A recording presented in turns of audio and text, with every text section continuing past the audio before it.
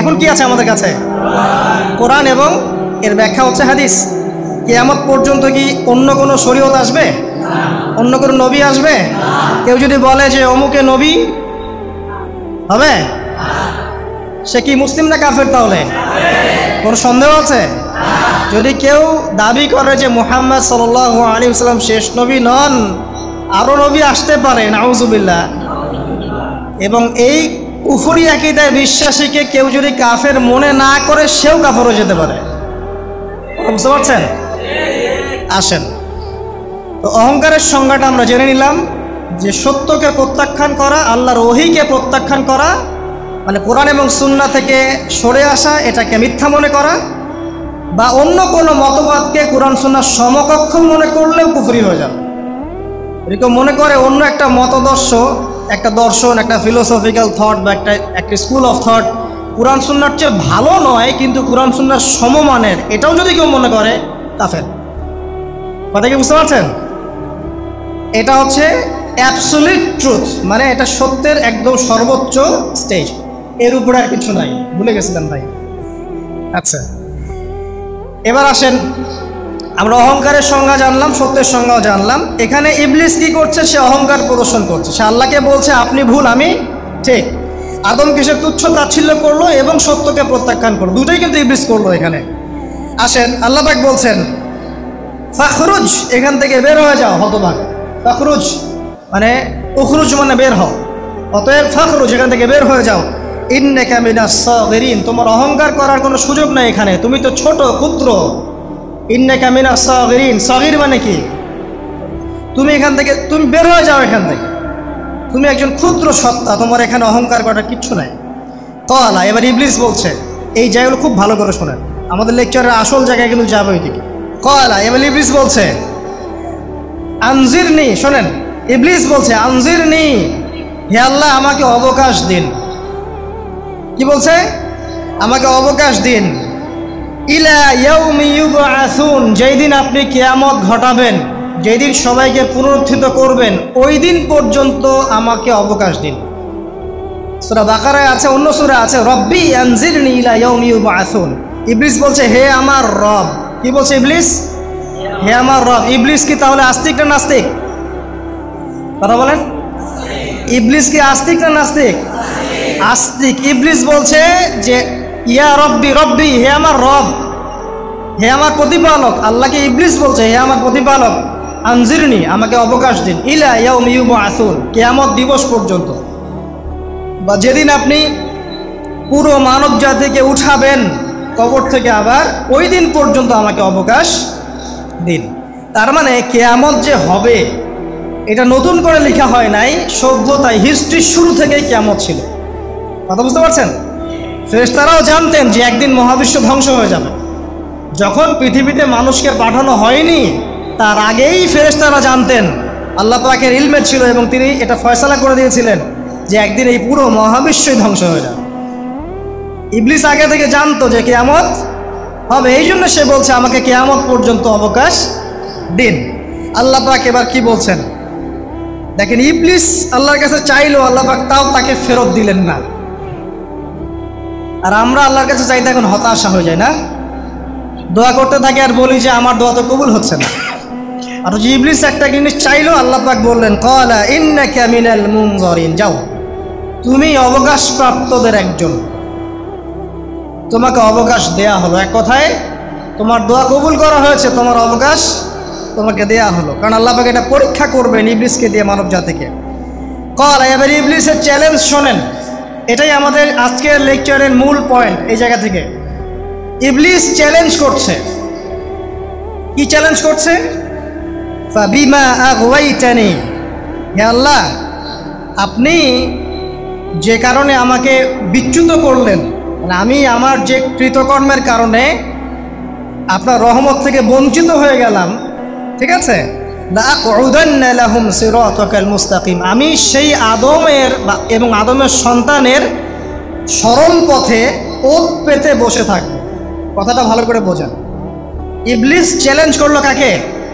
আল্লাহকে। যে কারণে আল্লাহ আপনি আমাকে বহিষ্কার করলেন, এখন আমি কি করব? আমি এই আদম সন্তানের সরল পথে আপনাকে পাওয়ার এই পথের আনাচে কানাচে আমি ওত পেতে বসে থাকব। কি জন্য বসে থাকব? যাতে করে আমি আদম সন্তানকে বিচ্যুত করতে পারি।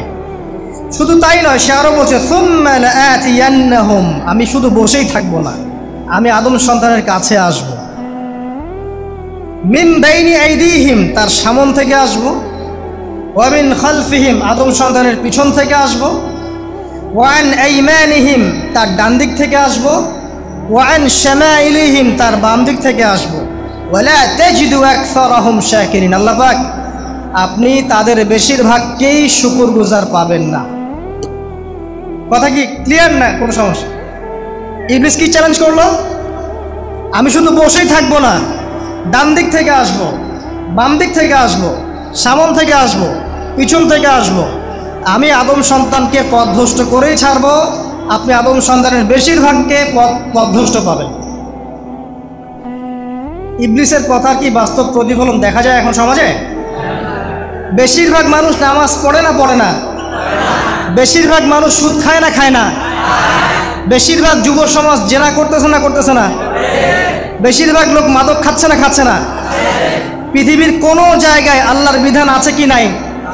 দুই একটা জায়গায় আছে আইওয়াশ, শোডাউন। বেশিরভাগ নারী পর্দায় চলে না চলে না? বেশিরভাগ মানুষ রোজা রাখে না রাখে না? বেশিরভাগ মানুষ যাকাত দেয় কি দেয় না? তাহলে ইবলিস যে বলল আপনি বেশিরভাগকেই শুকরগুজার পাবেন না। বেশিরভাগ মানুষ পরকালের স্বার্থে কাজ করে না দুনিয়ার স্বার্থে কাজ করে? কতজন মানুষ আল্লাহ পাকের দ্বীনটাকে প্রচার প্রসার প্রতিষ্ঠার কথা বলে বা কোরআন সুন্নাহর কথাগুলো মেনে চলে কতজন মানুষ? বেশিরভাগ লোক মেনে চলে। তাহলে ইবলিস কি সফল না ব্যর্থ? ইবলিসের চ্যালেঞ্জ কি সফল না ব্যর্থ? ইবলিসের কথা সে কিন্তু অক্ষর অক্ষরে পালন করেছে। আর ইবলিসকে আল্লাহ পাক কেন পৃথিবীতে দিয়েছেন? আমাদেরকে পরীক্ষা করার জন্য, যেন আমরা এই সরল পথ থেকে বিচ্যুত না হই। সামনে যান, আরো কঠিন কথা আছে। ক্বালা খরুজ মিনহা, আল্লাহ পাক বলছেন এখান থেকে বের হয়ে যাও। মাযউমান মাদহুরা, একদম অপদস্থ লাঞ্ছিত হয়ে এখান থেকে বের হয়ে যাও। লামান তাবিআকা মিনহুম, তুমি তো চ্যালেঞ্জ করলা আমাকে, ঠিক আছে, কিন্তু যে ব্যক্তি যেই তোমার অনুসরণ করবে, আল্লাহ পাকের কথা শোনেন, যেই তোমার অনুসরণ করবে, লাআমলাআন্না জাহান্নামা মিনকুম আজমাইন, যে পুরুষ বা নারী যেই হোক না কেন, যে আদম সন্তান ইবলিস তোমার অনুসরণ করবে, তোমার পথ ধরবে, আমি তোমাকে সহ এদের সবাইকে দিয়ে জাহান্নাম পূর্ণ করব। আল্লাহর কিচ্ছু যায় আসে না। আল্লাহ পাক যদি এই পুরো পৃথিবীটাকেও জাহান্নামে নিক্ষেপ করেন অবাধ্যতার কারণে, আল্লাহ পাকের কিছু যায় আসে? ওই যে আপনাদের এখানে নদী আছে না, কি বালাসী ঘাট, এখানে চর আছে না? চরের মধ্যে একটা বালুর কণার কি দাম আছে বলেন তো? একটা বালুর কণার কোনো দাম আছে? এই পুরো মহাবিশ্বে পৃথিবীর অবস্থান এর চেয়েও কম। তো পুরো পৃথিবীর মানুষ যদি আল্লাহর অবাধ্য হয়, আল্লাহ পাক যদি পুরো দুনিয়াটাকে ধ্বংস করে দেন, জাহান্নামে নিক্ষেপ করেন, আল্লাহ পাকের কিছু যায় আসবে কিনা? এবার আসেন, এখান থেকে আমরা বুঝতে পারলাম যে ইবলিস একটা তৃতীয় সত্তা। আল্লাহ পাক আদম আলাইহিস সালামকে সৃষ্টি করলেন, নাম শিক্ষা দিলেন, সেজদা করালেন, ইবলিসকে সেজদা করতে বললেন, সে করলো না। সে চ্যালেঞ্জ করলো উল্টা, যে আমি ওর চেয়ে উত্তম, আপনি ভুল আমি সঠিক। সে অহংকার করলো এবং একই সাথে সে আদমকে পথভ্রষ্ট করার চ্যালেঞ্জও করে বসল। আল্লাহ পাক ঘোষণা করলেন, যদি কোনো আদম সন্তান তোমাকে ফলো করে, তোমাকে সহ তাকে আমি জাহান্নামে নিক্ষেপ করব। ঠিক আছে, এ পর্যন্ত। এবার সামনে আসেন। এবার আল্লাহ পাক আদমকে বলছেন, কাকে বলছেন? আদম আলাইহিস সালামকে বলছেন, ইয়া আদম, হে আদম। তার আগে আদম আলাইহিস সালামের বুকের পাঁজর থেকে কাকে সৃষ্টি করেছেন? হাওয়া আলাইহিস সালাম, সভ্যতার ইতিহাসের প্রথম নারী এবং ইতিহাসের সবচেয়ে সুন্দরী রমণী কে? হাওয়া আলাইহিস সালাম। আরেকজন আছেন সবচেয়ে সুন্দরী রমণী, কে? কে বলতে পারবেন? জি না, হ্যাঁ, নাম কি? মাশাআল্লাহ, ওই ওকে পুরস্কার দিও। কি নাম তোমার? মাশাআল্লাহ মাশাআল্লাহ। দ্বিতীয় সুন্দরী রমণী, দুজন রমণীকে বলা হয় পৃথিবীর সবচেয়ে সুন্দরী রমণী। আপনি যাদেরকে দেখে সিডিউস হচ্ছেন, যদিও এদেরকে দেখে সিডিউস হওয়ার কিছু নাই, কারণ এরা তো সুন্দর না, কোনো দিক থেকে সুন্দর না, না পোশাকের দিক থেকে, না চেহারার দিক থেকে, না ফিজিক্যাল স্ট্রাকচারের দিক থেকে। এদেরকে দেখে তো পাগলও সিডিউস হবে না। সিগারেট খেত, স্মোক করতো, আমরা ওই জেনারেশনটা দেখেছি। স্মোক করতো চুপ চুপ চুপ করে, ওই চায়ের দোকানের কর্নারে, এই বাথরুমে ঢুকে, ওই মাঠের ওই কর্নারে গিয়ে, কেউ যেন দেখে না ফেলে।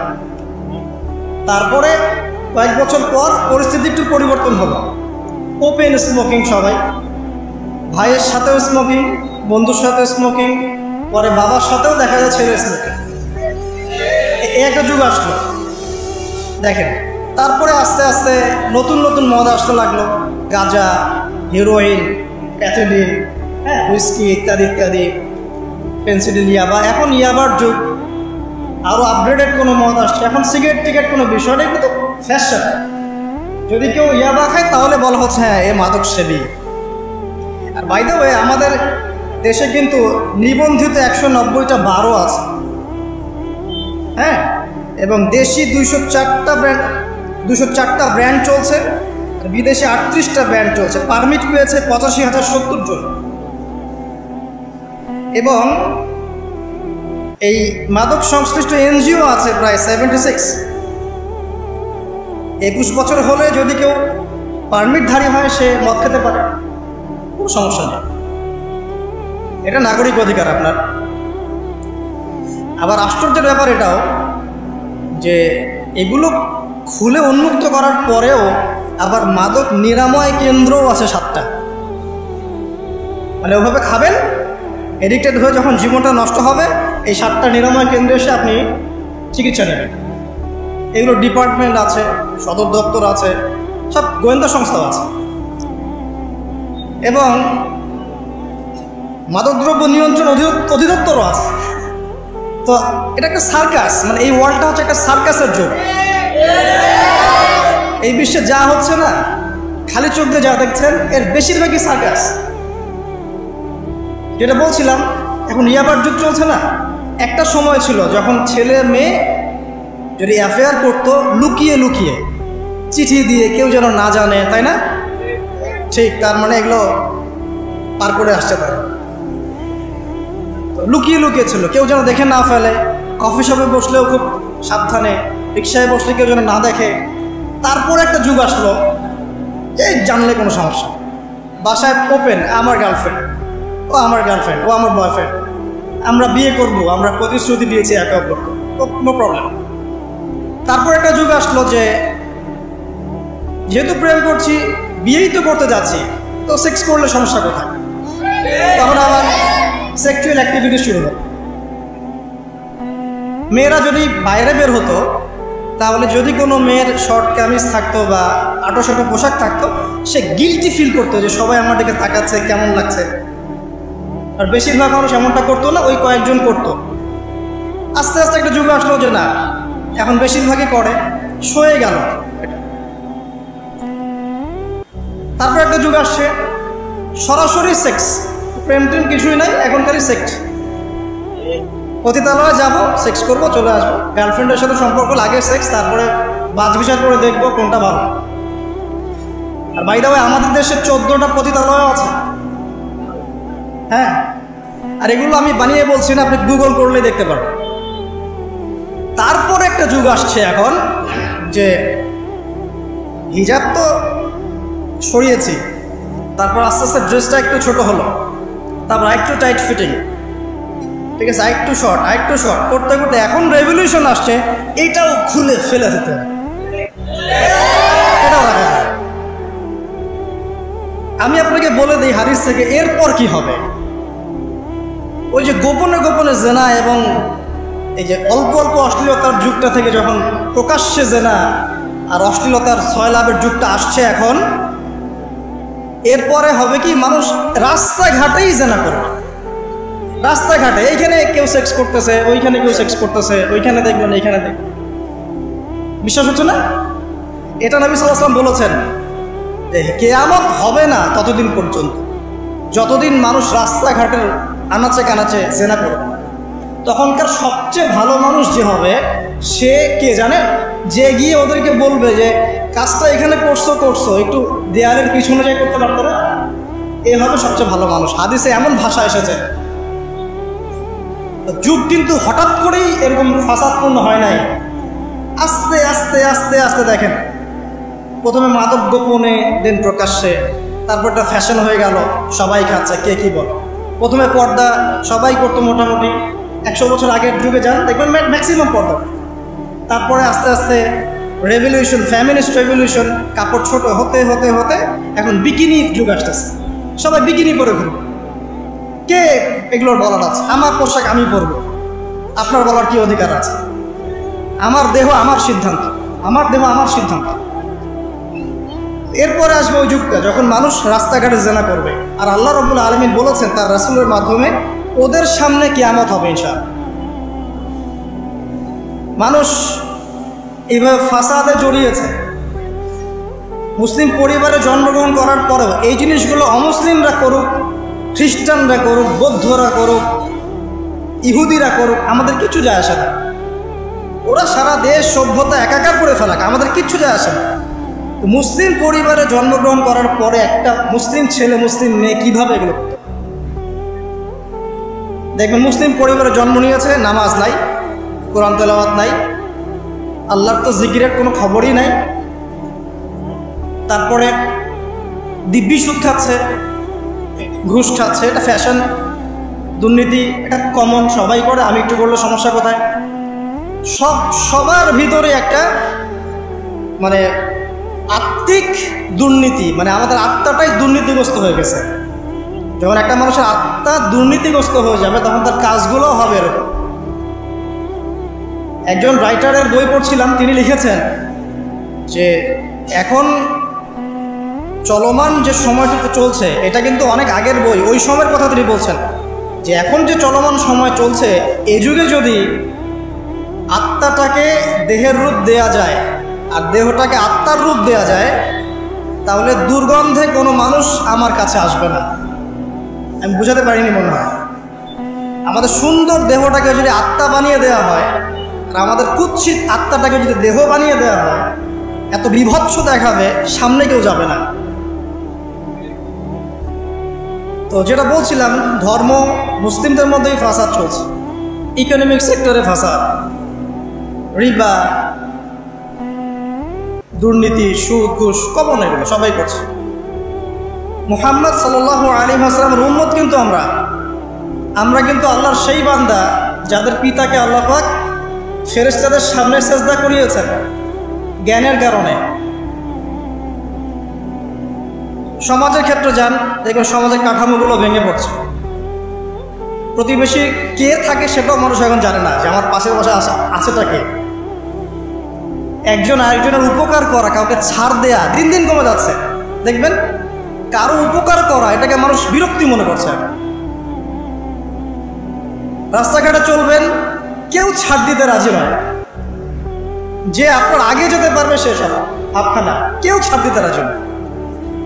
রাস্তার নিচু থেকে উঁচু শ্রেণী পর্যন্ত কেউ অন্যের স্বার্থে নিজের স্বার্থ বিসর্জন দিব, ছাড় দিব, এটা চিন্তা করা যাচ্ছে না। সমাজের কাঠামো কিন্তু ভেঙে গেছে। রাস্তাঘাটে দেখবেন বেপরদামি, প্রিমিক্সিং, জেনা, অশ্লীল মুভিজ। সমাজের কাঠামো বলে কিছু নাই এখন, যা আছে একটা খোলস, ভিতর থেকে এটা পুরো পচে গেছে। কিন্তু পচলো কার কারণে? আমার কারণেই তো, আমার আপনার কারণেই পচেছে। তো কীভাবে হচ্ছে আমি সেদিকে যাচ্ছি। পলিটিক্সে যান, গ্লোবাল অ্যাফেয়ার্সে যান, ফাসাদ আর ফাসাদ। বিশ্ব নিয়ন্ত্রকদের এখন একটাই কাজ, যুদ্ধ বাঁধিয়ে দেওয়া আর অস্ত্র বিক্রি করা। কার কার মাঝখানে যুদ্ধ বাঁধাবে আর কোথায় কোথায় অস্ত্র বিক্রি করবে, এটাই টেন্ডেন্সি, কিচ্ছু না। মানুষের জীবনে কোনো মূল্যই নাই। একটা বোমে যে ইয়েমেনের হাজার হাজার শিশু মারা যাচ্ছে, কোনো ফিলিংসই নাই। বাচ্চাগুলো মরে গেল, কি হয়েছে? মনে পিঁপড়া দোলে দিলে যেমন মানুষের কোনো ফিলিংস থাকে না, মানুষের জীবনের মূল্য এমন হয়ে গেছে। নবী সাল্লাল্লাহু আলাইহি ওয়াসাল্লাম এটা বলেছিলেন, শেষ জামানে হারাজ বেড়ে যাবে। হারাজ মানে হত্যা। কাতেল যে হত্যাকারী সে জানবে না লিমা কাতালা, কি জন্য সে হত্যা করলো। মাকতুল সে জানবে না যে লিমা কুতিল, কি জন্য তাকে হত্যা করা হলো। আর নিয়ন্ত্রণ শক্তি যারা সমস্ত বিশ্বটাকে ওদের দাসত্বের মধ্যে আনতে চায়। আর এই দাসত্বের পথে একমাত্র বাধা হচ্ছে মুসলিমরা, বাকিরা তো আর বাধা না। এই কারণে মুসলিম সমাজের মধ্যে এগুলো বেশি বেশি ছড়িয়ে দেওয়া হচ্ছে, পর্ন, জিনা, মাদক, এটা সেটা, যাতে করে মুসলিমদের আধ্যাত্মিক যে শক্তিটা এটা না থাকে। যখন আপনার কাছে আধ্যাত্মিক কোনো শক্তি থাকবে না, তখন আপনি পরাজিত। তো সুদ ছড়িয়ে দিচ্ছে সারা ওয়ার্ল্ডে। সুদ কি আর বাংলাদেশ থেকে এসেছে? সুদ পশ্চিম থেকে আসছে। পর্নোগ্রাফি কি বাংলাদেশ থেকে আসছে? পশ্চিম থেকে আসছে। পৃথিবীর প্রথম পর্ন যে মুভি, এটা তৈরি করেছে ব্রিটেন, আমেরিকা। 7 মিনিটের ক্লিপস, ক্যালিফোর্নিয়া শুট করা হয়েছে। এবং তারপর আস্তে আস্তে সারা ওয়ার্ল্ডে ছড়িয়ে দেওয়া হয়। সারা বিশ্বে এই পর্নের বিজনেস হয় $97 বিলিয়ন প্রতি বছর, যার মধ্যে $12 বিলিয়ন প্রফিট করে আমেরিকা। খোলামেলা কথাগুলো, এটা ইন্ডাস্ট্রি একটা। এটা দিয়ে মুসলিম যুবকদের নৈতিক চরিত্রটাকে শেষ করে ফেলা হচ্ছে। আমাকে খুব ভালো মনে হচ্ছে, আপনাকে খুব ভালো মনে হচ্ছে, অমুক হুজুরকে খুব ভালো মনে হচ্ছে। চোখে এসব পড়ে নাই এমন একটা মানুষ খুঁজে পাওয়া যাবে জান্নাত এই যুগে। এটা আদম, শোনো, তুমি এবং তোমার স্ত্রী দুইজন এখন জান্নাতে থাকো। কোথায় থাকো?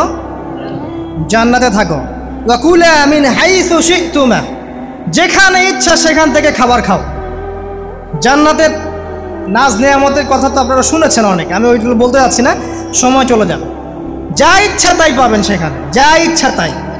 এমন একটা জায়গা যেটা কখনো কোনো চোখ দেখে নাই, কোনো কান শোনেও নাই। চোখ না দেখলেও, কান না শুনলেও মানুষ মনে মনে অনেক কিছু কল্পনা করে না, এটা কল্পনাও করার সুযোগ নাই। এত উন্নত মানের একটা জায়গা। তোমরা দুজন এখানে থাকো, জান্নাতের যে কোনো জায়গায় যাও, খাওয়া দাওয়া করো, কোনো সমস্যা নেই। কিন্তু ওয়ালা তাকরাবা হাযিহিশ শাজারা, মানে কি, এই যে গাছটা আছে এই গাছের কাছে যেও না। একটা শর্ত খালি দিলাম, গাছের কাছে যেও না। গাছের নাম কি এগুলো আমাদের আলোচনার বিষয় না। বিষয়টা হচ্ছে আল্লাহ পাকের আদেশটা কি। গাছটা আম গাছ হতে পারে, জাম গাছ হতে পারে, কদু গাছ হতে পারে, যে কোনো গাছ হতে পারে। এটা নিয়ে আমাদের কোনো মাথা ব্যথা নাই। মাথা ব্যথা হচ্ছে আল্লাহ পাকের আদেশ, এই গাছের কাছে যেও না, বাস যেও না। আচ্ছা, ফাতাকুনা মিনাজ জালিমিন, যদি চলে যাও তোমরা দুজন এখানে, তাহলে তোমরা দুজন কিন্তু জালেম হয়ে যাবে। আল্লাহ পাকের হুকুম অবাধ্য করলে মানুষ কি হয়ে যায়? জালেম হয়। এই জন্য আমরা দোয়ায় বলি আল্লাহুম্মা ইন্নী যালামতু নাফসি, বলি না? হে আল্লাহ, আমি আমার নফসের উপর জুলুম করেছি। রব্বানা যালামনা আনফুসানা, বলি না? আল্লাহ, আমরা আমাদের উপর জুলুম করেছি। তো আমরা যখন পাপ করি মানে আমরা জুলুম করে ফেলেছি। তো তোমরা দুজন এই গাছের কাছে যেও না, যদি যাও তাহলে জুলুম করে ফেলবে এবং জালেম হয়ে যাবে। এবার ইবলিস তো আর বসে নাই, সে তো চ্যালেঞ্জ করেছে, করে নাই? আচ্ছা, এবার ইবলিস কি করছে? ফাওয়াসওয়াসা লাহুমাশ শাইতান, এবং ইবলিস এবার এদের দুজনকে ওয়াসওয়াসা প্রদান করতে শুরু করলো। ইবলিস কি করলো? ওয়াসওয়াসা প্রদান করতে শুরু করলো। ওয়াসওয়াসাটা এমন ছিল যে হাল আদুল্লুকা আলা শাজারাতিল খুলদি ওয়া মুলকিন লা ইয়াবলা। ইবলিস এসে আদম এবং হাওয়া আলাইহিস সালাম তাদেরকে লাগলো যে আমি কি তোমাদেরকে এমন কোনো গাছের কথা বলবো যেই গাছের ফল খেলে তোমরা চিরস্থায়ী হয়ে যাবে, কখনো মরবে না, এবং এমন রাজত্ব পাবে যে রাজত্বের কোনো ক্ষয় নাই। ইবলিসের টোপটা কি দেখলেন? চিরস্থায়িত্বের টোপ এবং কিসের টোপ? রাজত্বের টোপ। এটা সূরা তহার মধ্যে আছে। অন্য সূরায় আছে যে আমি কি বলে দিব এমন গাছের কথা যেই গাছের ফল খেলে তোমরা ফেরেশতা হয়ে যাবে, কখনো মরবে না। তাহলে চিরস্থায়িত্বের টোপ এবং এই যে কিসের রাজত্বের এই যে টোপ, এই দুইটা হচ্ছে মানুষকে আল্লাহর পথ থেকে ডিসিভ করার একটা মানদণ্ড। কথা বুঝতে পারছেন? এই পৃথিবীতে যত মানুষ পথভ্রষ্ট হয়ে গেছে, এরা কিন্তু ক্ষমতার জন্য হয়েছে অনেকেই, আর অনেকে চিরস্থায়িত্বের জন্য হয়েছে। ফেরাউন নমরুদ চিরস্থায়িত্বের লোভে পড়ে পথভ্রষ্ট হয়নি, আর ওই সময় থেকে শুরু করে এখনকার বিশ্বে যারা ক্ষমতাধর, এরা কি ক্ষমতার দাপটে পথভ্রষ্ট হচ্ছে না? এই দুটো হচ্ছে মানুষকে পথভ্রষ্ট করার মাধ্যম। ইবলিস খুব ভালো করেই জানতো। একটা কথা বলি নাই, যখন আদম আলাইহিস সালামকে তৈরি করে রাখা হয়েছে, সৃষ্টি করে রাখা হয়েছে, ইবলিস এর চারপাশে রাউন্ড দিচ্ছিল, তাওয়াফ করছিল, তাওয়াফ, এবং মানব শরীরের এবং মানব মস্তিষ্কের, মনের, মননের দুর্বল পয়েন্টগুলো সে ফাইন্ড আউট করছিল। কারণ সে কিন্তু অনেক জ্ঞানী ছিল, সে কিন্তু প্রচণ্ড জ্ঞানী ছিল। এখনও কিন্তু সে প্রচণ্ড জ্ঞানী। তাওয়াফ করে করে সে মানুষের দুর্বল জায়গাগুলো ফাইন্ড আউট করেছে। একটা হচ্ছে পেট, একটা প্রবৃত্তি, একটা হচ্ছে নারীর প্রতি আসক্তি, ঠিক আছে, একটা ক্ষমতার লোভ, একটা চিরস্থায়িত্বের লোভ। এগুলো হচ্ছে মানুষের দুর্বল জায়গা। ইবলিস এগুলো ফাইন্ড আউট করে ওইভাবে চাল দিয়েছে। কথা বুঝতে পারছেন? একটু খেয়াল করে দেখেন, এখনকার বিশ্বে যত অন্যায় হচ্ছে, ম্যাক্সিমাম পাপ হচ্ছে পেটের কারণে। পেট। সুদ খায় কেন? পেটের কারণে। ঘুষ খায় কেন? পেটের কারণে। ইভেন যে এখন জেনা করছে, ওদেরকে তো এখন যৌনকর্মী বলতে হয়, তাই না? সম্মান দিয়ে কথা বলতে হয়। তো যৌনকর্মী যারা, তারাও দেখবেন পেটের কারণেই করছে, পেটের কারণে। তারপর দেখবেন মানুষের সম্পদ আত্মসাৎ, ওই যে ছেলে মেয়ে বাল বাচ্চার জন্য। পেট মানে মূল জিনিসটা কি? পেট। এবং চিরস্থায়িত্ব, ক্ষমতার দাপট আর প্রবৃত্তির দাসত্ব, এগুলো হচ্ছে মানুষের সবচেয়ে দুর্বল পয়েন্ট। দেখবেন ম্যাক্সিমাম পাপ হচ্ছে মেয়েদের কারণে। মেয়েদের কারণে না, মেয়ের পিছনে। মেয়ের পিছনে আপনি চলে গেছেন, এখানে আত্মহত্যা করছে কেউ, কেউ এখানে আপনার জেনা করছে, কেউ ধর্ষণ করছে, কেউ পরকে লিপ্ত হচ্ছে। মানে মেয়েরই কোনো পাপ। ওই যে বলে না, দুইটা পাপ যাকে পেয়ে গেছে তার লাইফটা ক্র্যাশড। একটা হচ্ছে মেয়ে, একটা হচ্ছে টাকা। অর্থ সম্পদের লালসা যার মধ্যে পেয়ে বসেছে, এর জীবন শেষ। আর যার মেয়ের নেশা আছে, মেয়ের নেশা যার মধ্যে আছে, এর জীবন শেষ। একে আপনি হেদায়েতের পথে আনতে পারবেন না ইল্লা মাশাআল্লাহ, আল্লাহ পাক যদি না চান। আসেন, ইবলিস তাওয়াফ করছিল এবং সে কিন্তু টোপ দিল, চিরস্থায়িত্বের টোপ দিল। এবং কিসের টোপ দিল? ফেরেশতা হয়ে যাবে, অমর হয়ে যাবে। এবার আমাদের পিতামাতা আদম এবং হাওয়া আলাইহিস সালাম, তারা কিন্তু ফল খেয়ে ফেললেন। আর এটা এমন নয় একবার ওয়াসওয়াসা দিয়েছে বাস খেয়ে ফেলেছেন, এমন নয়। কন্টিনিউয়াসলি সেই কাজটা করেছে। একটা মানুষ যখন জেনা করে, ইবলিস কি একবার এসে বললেই কেউ জেনা করে ফেলে? আস্তে আস্তে কিন্তু মানুষ জেনার পথে যায়। ওই যে প্রথমে একদিন, অনেক দিন একটা লেকচার দিয়েছিলাম না, প্রথমে গার্লফ্রেন্ড বয়ফ্রেন্ড একটা সম্পর্ক হয়, তাই না? তারপর কথাবার্তা হয়, মোবাইল ফোন এক্সচেঞ্জ করে, নোট এক্সচেঞ্জ করে, কফি খায়, আস্তে আস্তে ডেটিংয়ে যায়, পরে দেখবেন এক পর্যায়ে গিয়ে জানায় এভাবে। আর যারা ধর্ষক, এতে ডাইরেক্ট অ্যাকশন, এত সময় নাই, ডাইরেক্ট। তো ইবলিস প্রতিটা পাপ মানুষকে ধাপে ধাপে করায়। দেখবেন ইবলিস এখানেও কিন্তু আমাদের পিতামাতাকে ধাপে ধাপে ওইদিকে নিয়ে গিয়েছিল।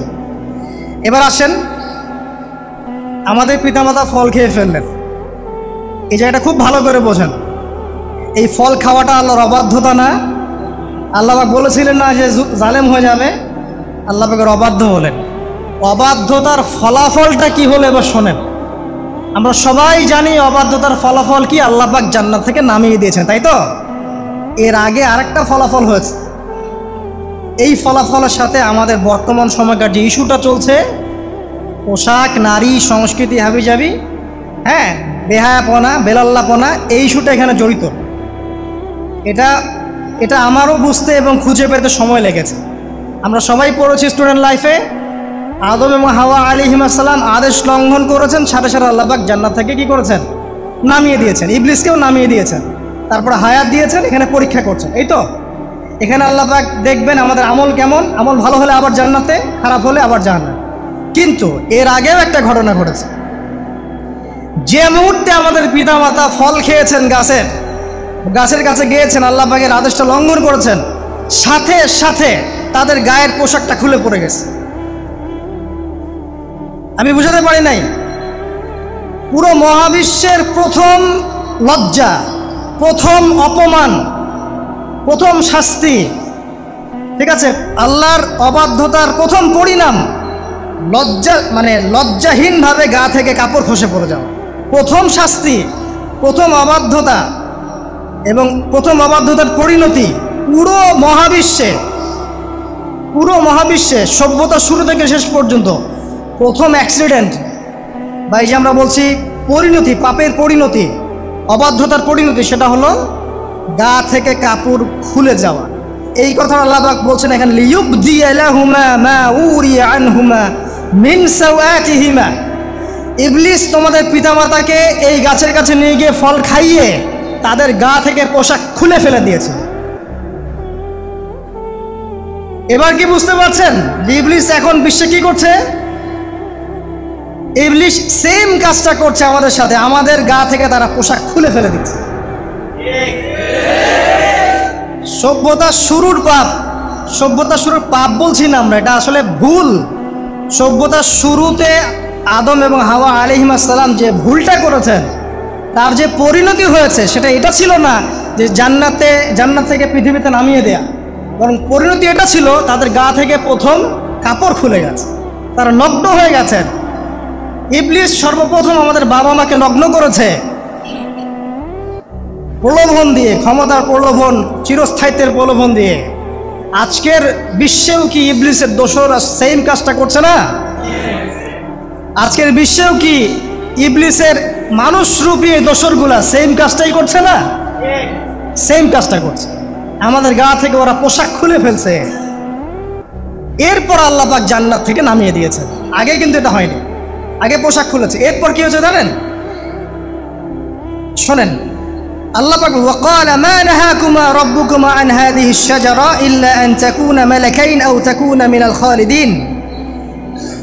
ইবলিস বলছিল যে তোমাদের রব তোমাদেরকে এই গাছের কাছে যেতে নিষেধ করেছে এই কারণে যে তোমরা এখানে গেলে মালাক হয়ে যাবে এবং চিরস্থায়ী হয়ে যাবে। ওয়াকাসামাহুমা ইন্নী লাকুমা লামিনান নাসিহিন। ইবলিস বলছিল যে আমি আল্লাহর কসম করে বলছি আমি তোমাদের শুভাকাঙ্ক্ষী। কি বলবো, ইন্টারনেট সেকশনের সাথে কোনো সম্পর্কই নাই, তার ব্যাপারটা হয়তো ভিন্ন, বাকি সবার চোখে এগুলো পড়ছে এবং এটা কমন। এবং এগুলো কিন্তু দিন দিন গ্রামে বাড়ছে বেশি। কারণ কি, শহরের মানুষ এগুলো দেখতে একটু অভ্যস্ত যে মেয়েরা এমনি হাঁটে অমনি হাঁটে, এইরকমই ড্রেস পরে। আর গ্রামে তো এইসব কম ছিল। যখন গ্রামে এই পর্ন চলে গেছে তখন গ্রামের যুবককে আর কে ঠেকায়। এখন সে প্রতিদিন দেখা যাচ্ছে গ্রামে গঞ্জে ধর্ষণ বাড়ছে, মেয়ের কাছে একটা ভোগের বস্তু, পশুত্বর দমন করতে পারছে না, আক্রমণ। আর এসবের যেহেতু ইসলামিক কোনো বিচার হচ্ছে না, ইসলামিক লস কেমন, যে একজন চুরি করেছে, জুমার দিন নামাজ হবে, নামাজের পরে সমস্ত এলাকার লোকজন দাঁড়িয়ে থাকবে, সমস্ত এলাকার লোকজনের সামনে তার হাতটা কেটে ফেলে দেবে। এলাকার সব লোক দেখবে যে চুরি করলে এই শাস্তি হয়, ভয় আর চুরি করতে যাবে। কেউ কাউকে অন্যায়ভাবে হত্যা করেছে, তারও কেসাস করতে হবে এবং সেটা সবাই জানবে যে ও হত্যা করেছে, এ তাকে কেসাস করেছে। কেউ কারো চোখ উপড়ে ফেলেছে, ওরও চোখ। কেউ কারো হাত ভেঙে ফেলেছে, ওরও হাত। হাতের বদলে হাত, চোখের বদলে চোখ, কানের বদলে কান, কেসাস। ধর্ষণ করেছে, জনসমক্ষে সবার সামনে নিয়ে এসে দেন কোর্ট বসে সাক্ষী প্রমাণ নিয়ে মৃত্যুদণ্ড। সবাই দেখবে যে মৃত্যুদণ্ড। প্রয়োজনে এই যে প্রজেক্টর লাগিয়ে দেখা, এই যে এই কাজ করেছে, এই শাস্তি। রাস্তাঘাটে ইফটিজিং হচ্ছে, মোবাইল কোর্ট থাকবে, ইফটিজিং হচ্ছে, রিপোর্ট প্রমাণ ধরা হবে, সাথে সাথে বিচার। এরকম একটা মাস করলে পরে দেখবেন অপরাধের মাত্রা বাড়ে না কম। আল্লাহর কসম করে বলছি, এটা ইনশাআল্লাহ 80% কমে যাবে ইনশাআল্লাহ। কিন্তু এটা করলে কি হবে জানেন? ওই যে পশ্চিমে বসে আছে বিশ্ব নিয়ন্ত্রণ সংস্থা, ওরা বলবে যে এই স্টেটের দিকে নজর রাখে, এরা মৌলবাদী হয়ে যাচ্ছে, এরা সন্ত্রাসী হচ্ছে, মানবাধিকার লঙ্ঘন করছে, ইত্যাদি ইত্যাদি। অথচ তুমি মিয়া সারা বিশ্বের মধ্যে লাখ লাখ মানুষকে বোম মেরে হত্যা করে দাও, তোমার মানবাধিকার লঙ্ঘন হয় না? সবখানেই ফাঁসা। হকটাকে মানুষ বাতিল মনে করছে, বাতিলকে মানুষ হক মনে করছে। সত্যবাদী তাকে মিথ্যাবাদী বলা হচ্ছে, মিথ্যাবাদীকে সত্যবাদী বলা হয়। এখানে মুসলিমদের জীবনের মূল্য কমে গেছে। এদিকে আর লম্বা করছি না, আমি আমার লেকচারের মূল জায়গায় আসছি। এখান থেকে আমি লেকচার একটা দিকে ফোকাস করে আমি শেষ করব। সেটা হলো এই সমস্ত প্রবলেমসগুলো আমাদের পক্ষে সলভ করা সম্ভব না। এখন সলভ করার মতো ক্ষমতা আমাদের নাই, অনেক ক্ষেত্রে আমাদের সেই জ্ঞানও নাই, এগুলো নিয়ে ভাবার সময়ও নাই। কিন্তু একটা জায়গায় আমরা ফোকাস করতে পারি, একটা জায়গায়। আজকের লেকচারের এইটা সবচেয়ে মূল জায়গা। সেটা হচ্ছে আল্লাহ পাক আমাদেরকে স্ব পরিবার দিয়েছেন, তাই নাই? এবং এই পরিবারটা হচ্ছে একটা সমাজের গঠন একক। আমরা পড়েছি না গঠন একক, একটা জিনিস, একটা কোষ, তার মধ্যে গঠন একক আছে না, অণু পরমাণু আছে না। সমাজ হচ্ছে, সমাজের অণু বা পরমাণু হচ্ছে পরিবার। একটা সমাজে যদি 100টা পরিবার থাকে, তার মধ্যে যদি 90টা পরিবার সৎ হয়, আল্লাহওয়ালা হয়, ইসলামিক অনুশাসন মেনে চলে সত্যিকার অর্থেই, ইনশাআল্লাহ ওই সমাজটা কিন্তু দেখবেন 8-10টা সমাজের চেয়ে ভালো থাকবে ইনশাআল্লাহ। আর একটা সমাজে মনে করেন 100টা পরিবার আছে, 90টাই ইসলামের বিরোধী শক্তি, ইসলামের এগেনস্টে চলে, ইসলামের কোনো পরোয়া নাই, আল্লাহ পাকের হুকুম আহকামের 5 পয়সা পরোয়া নাই। ওই সমাজের অবস্থা নিঃসন্দেহে দুনিয়াতেও ধ্বংস হবে, আখিরাতেও ধ্বংস হবে। আর এই সমাজগুলোকে নিয়েই তো একটা রাষ্ট্র হয় নাকি? আর এইভাবে রাষ্ট্র নিয়েই তো বিশ্ব। তাহলে ক্ষুদ্রতম যে জায়গাটা সেটা কি? পরিবার। এই জায়গায় আল্লাহ পাক আপনাকে কর্তৃত্ব দিয়েছেন। এখানে কিন্তু আপনার উপর লাঠি কেউ ঘোরাচ্ছে না। আপনি অ্যাজ এ বাবা আপনি পরিবারের কর্তা, অ্যাজ এ স্বামী আপনি পরিবারের কর্তা, ভাই আপনি পরিবারের কর্তা। আমাদের প্রথম স্টার্টিংটা এই ফ্যামিলি থেকে করা উচিত। তো আল্লাহ পাক এই বিষয়ে কি বলছেন আমি ওই একটা বলে সামনে যাই। আল্লাহ পাক সূরা তাহরিমের মধ্যে 6 নম্বর আয়াতে বলেছেন যে ইয়া আইয়ুহাল্লাযীনা আমানু, হে মুমিনগণ। আমাদেরকে আল্লাহ পাক বলছেন হে মুমিনগণ, কু আনফুসাকুম ওয়া আহলিকুম নার, তুমি নিজে জাহান্নামের আগুন থেকে বাঁচো। আগে নিজের চটকায় তুমি তেল দাও, নিজে জাহান্নামের আগুন থেকে বাঁচো। ওয়া আহলিকুম নার, তোমার যে পরিবারবর্গ আছে এদেরকে জাহান্নাম থেকে বাঁচাও। এই বাঁচানোটা কেমন দেখেন, আপনাদের বাসায় ছোট ছোট বাচ্চা কাচ্চা আছে না? আছে তো। একটা বাচ্চা যদি আগুন ধরতে যায়, ধরেন ও বোঝে না যে আগুন কেমন হবে, ছোট বাচ্চা কয়লা ধরতে যাচ্ছে, হ্যাঁ আগুন হাত দিতে যাচ্ছে, তা আপনি কি করবেন? আপনি তাকে সেভ করার চেষ্টা করবেন। সে যদি বলে না আমাকে ছেড়ে দাও আমি ধরবই, আপনি প্রয়োজনে একটা থাপ্পড় দিয়ে হলে তো সরাবেন, তাই না? এটা হচ্ছে বাঁচানো। আপনি আপনার শিশুটাকে এই যে হাতে আগুন নেওয়া থেকে বাঁচালেন। আল্লাহ পাক এটা বলছেন নিজে বাঁচো, পরিবারবর্গকেও বাঁচাও। পরিবারবর্গ যদি শুনতে না চায়, না আমি জেনা করব না, আমি গান শুনবো না, আমি মদ খাবই, হ্যাঁ না আমি এইটা করবো এটা করব, যদি আপনি বুঝে থাকেন যে আপনার কথাটা হক, শাসন করে হলেও তো তাকে বারণ করতে হবে। এখানে আল্লাহ পাকের নসিহত হচ্ছে তোমরা নিজেরা জাহান্নামের আগুন থেকে বাঁচো, পরিবারবর্গকে বাঁচাও। কোন জাহান্নাম থেকে বাঁচবে? আলাইহা মালাইকাতুন গিলাজুন শিদাদ, যেই জাহান্নামে কঠিন কঠিন মনের ফেরেশতারা আছে, পাষাণ মনের ফেরেশতা। আল্লাহ পাক তাদের মনের মধ্যে কোনো দয়া মায়া দেন না। আমাদের মনে দয়া মায়া আছে না, এই দয়া মায়াও আল্লাহ পাক তাদেরকে দেন না। শুধু আযাব দেওয়ার মতো শক্তি সামর্থ্য এবং কঠিন একটা মন দিয়েছেন। অন্য সূরায় আছে তাদের সংখ্যা 19 জন। কতজন? 19 জন, মানে তারা দায়িত্বশীল। বাকি আর যে কত হাজার লক্ষ কোটি আছে আল্লাহ ভালো জানেন। আলাইহা তিসআতা আশার আল্লাহ পাক বলেছেন। তো আলাইহা মালাইকাতুন গিলাজুন শিদাদ লা ইয়াসুনাল্লাহা মা আমারাহুম ওয়া ইয়াফআলুনা মা ইউমারুন। আল্লাহ পাক ওই ফেরেশতাদেরকে যে আদেশ করেন সেই আদেশ পালনে তারা বিন্দু মাত্র গাফেলতি করে না। এইসব ফেরেশতা থেকে যারা জাহান্নামের প্রহরী, এই জাহান্নাম থেকে তুমি নিজে ইসজুদু লিআদম। এরপরে আল্লাহ রাব্বুল আলামিন সমস্ত ফেরেশতাদেরকে বলেছেন যে তোমরা আদমকে সিজদা করো।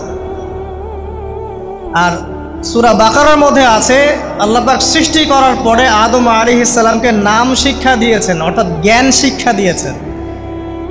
এবং এমন জ্ঞান শিক্ষা দিয়েছেন যেই জ্ঞান ফেরেশতারাও জানতেন না। আল্লাহ পাক ফেরেশতাদেরকে বলেছিলেন যে তোমরা এই নামগুলো বলে দাও দেখি, যদি তোমরা সত্যবাদী হয়ে থাকো। ফেরেশতারা এই নামগুলো বলতে পারেননি। তারা বলেছিলেন লা ইলমা লানা ইল্লা মা আল্লামতানা, আপনি আমাদেরকে যা শিখিয়েছেন এর বাইরে আমাদের কোনো জ্ঞান নেই। এরপর আল্লাহ পাক আদম আলাইহিস সালামকে বলেছেন, আদম তুমি নামগুলো বলে দাও দেখি। এরপর আদম আলাইহিস সালাম সুন্দর করে সব নামগুলো বলে দিয়েছেন, কারণ আল্লাহ পাক তাকে সেই জ্ঞান শিক্ষা দিয়েছিলেন। এরপরে আল্লাহ রাব্বুল আলামিন ফেরেশতাদেরকে বলেছেন তোমরা আদমকে এখন সিজদা করো, কারণ জ্ঞানের মানদণ্ডে আদম তোমাদের চেয়ে শ্রেষ্ঠ। সুবহানাল্লাহ।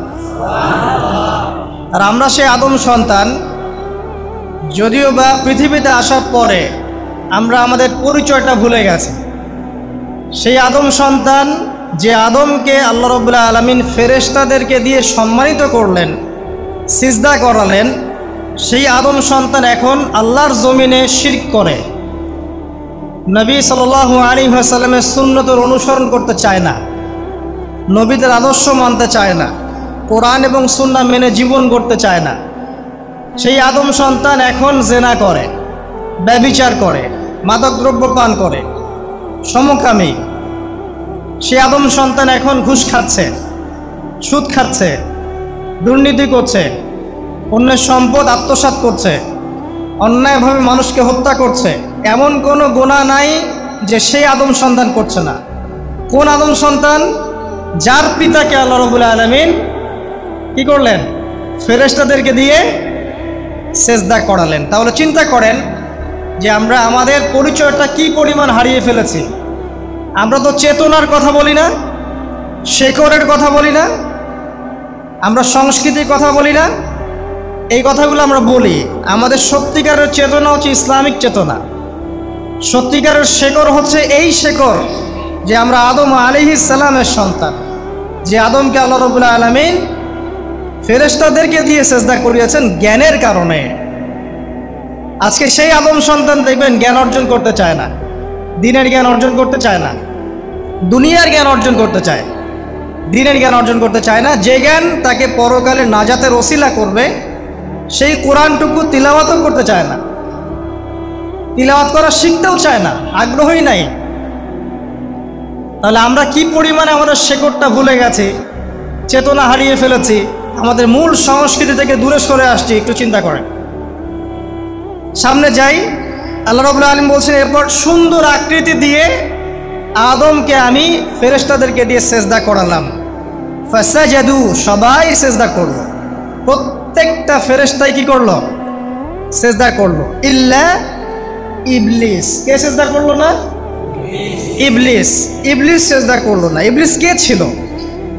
সে কিন্তু কোনো ফেরেশতা ছিল না। সে কিন্তু কোনো ফেরেশতা ছিল না, সে ছিল একজন জিন। কানা মিনাল জিন্নি, সূরা কাহফে আল্লাহ পাক বলেছেন কানা মিনাল জিন্নি, সে জিনদের একজন ছিল। ঠিক আছে? সে আল্লাহ রাব্বুল আলামিনের এত বেশি ইবাদত করেছিল যে আল্লাহ রাব্বুল আলামিন তাকে এক পর্যায়ে ফেরেশতাদের উপরে একটা দায়িত্বশীল বানিয়ে দিয়েছিলেন। ঠিক আছে? তো কিন্তু তার মনের ভিতরে একটা কেবর বা অহংকার ছিল, যে অহংকারের কারণে সে কিন্তু আল্লাহ পাকের এই নির্দেশটা পালন করলো না, লঙ্ঘন করলো। আমরা সামনে যাই। লাম ইয়াকুম মিনাস সাজিদিন, আল্লাহ পাক বলছেন সে সেজদাকারীদের অন্তর্ভুক্ত ছিল না। কে? ইবলিস। আচ্ছা, ক্বালা, আল্লাহ পাক এবার বলছেন মা মানাআকা আল্লা তাসজুদা ইয আমারতুক। আল্লাহ পাক বলছেন হে ইবলিস, কিসে তোমাকে নিষেধ করলো, কে তোমাকে বারণ করলো আদমকে সেজদা করতে, যাকে আমি সেজদা করার আদেশ করেছি? কি জন্য করলে না? সোজা কথায় তুমি কি জন্য সেজদা করলে না আদমকে? মা মানাআকা, তোমাকে কে বারণ করলো? এবার ইবলিস তার দলিল পেশ করছে। সে বলছে যে ক্বালা আনা খায়রুম মিন, সে বলল আমি আদমের চাইতে উত্তম। আসসালাতু খায়রুম মিনান নাওম, এটা জানেন না? ঘুমের চেয়ে নামাজ উত্তম। ঠিক এইভাবেই সে ইবলিস বলছে কি আনা খায়রুম মিন, আমি তার চেয়ে উত্তম। কি কারণে উত্তম? খালাকতানি মিন নার ওয়া খালাকতাহু মিন তিন। হে আল্লাহ, আপনি আমাকে সৃষ্টি করেছেন আগুন দিয়ে। জিনদেরকে কি দিয়ে সৃষ্টি করা হয়েছে? আগুন দিয়ে। ফেরেশতাদেরকে কি দিয়ে? নূর দিয়ে। তাহলে এখানে প্রমাণ হলো যে ইবলিস কিন্তু ফেরেশতা নয়। আমাকে সৃষ্টি করেছেন আগুন দিয়ে। ওয়া খালাকতাহু মিন তিন, এবং আদমকে সৃষ্টি করেছেন তিন মানে কাদামাটি দিয়ে। তার মানে আগুন কাদামাটির চেয়ে সুপিরিয়র, বেশি মর্যাদা সম্পন্ন, ওর মানে কেয়া আছে আর কি। এই কারণে সে সিজদা করলো না। এবার আল্লাহ রাব্বুল আলামিন বলছেন ক্বালা ফাহবিত মিনহা, ইবলিস এখান থেকে নেমে যাও। এটা কোন জায়গা? একদম মহাকাশের উপরে না, নাকি পৃথিবীতে? এটা 7 আসমানের উপরের ঘটনা। ইতিহাস শুরু হয়েছে মহাবিশ্বে। মানুষের অস্তিত্বও ছিল না, এমন একটা সময় চলে গেছে মহাবিশ্বে। কোটি কোটি বছর চলে গেছে যখন মানুষ বলতে কিচ্ছু ছিল না। ছিল না। অনেক পরে মানুষকে সৃষ্টি করা হয়েছে।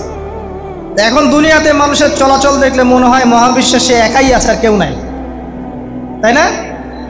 আচ্ছা, এটা দলিল কোরআনে আছে। সূরা দাহার 1 নম্বর আয়াত পড়ে দেখবেন, হাল আতা আলাল ইনসান হাইনুম মিনাদ দাহরি লাম ইয়াকুন শাইআম মাযকুরা। আল্লাহ পাক বলছেন মানুষের উপরে এমন সময় চলে গেছে যে মানুষ কোনো আলোচ্য বিষয় ছিল না, উল্লেখযোগ্য কোনো বিষয় ছিল না। তো সভ্যতার শুরুর ঘটনা হচ্ছে এটা, মানে মানব সভ্যতার একদম শুরুর শেকড়ের ঘটনা হচ্ছে এটা। একদম শুরুর চেতনা, শুরুর সংস্কৃতি শুরু হচ্ছে এখান থেকে। এবার ইবলিস বলছে আমি সিজদা করব না, বিকজ আমি তার চেয়ে সুপিরিয়র। আপনি তাকে সৃষ্টি করেছেন মাটি দিয়ে, আমাকে সৃষ্টি করেছেন আগুন দিয়ে, আমি তাকে সিজদা করব না। সে আল্লাহ পাকের আদেশ লঙ্ঘনই করলো না, বরং আল্লাহকে উল্টা একটা যুক্তি দেখালো যে আপনি ভুল, আমি ঠিক। নাউজুবিল্লাহ। আপনি আমাকে আদমকে সিজদা করতে বলছেন, এটাই ভুল, বরং উচিত হচ্ছে ও আমাকে সিজদা করবে। নাউজুবিল্লাহ। তো সে কিন্তু আবা ওয়াস্তাকবার, সে উদ্ধত হলো এবং অহংকারও প্রদর্শন করলো। আল্লাহ পাক বলছেন ক্বালা ফাহবিত মিনহা, এখন এখান থেকে নেমে যাও।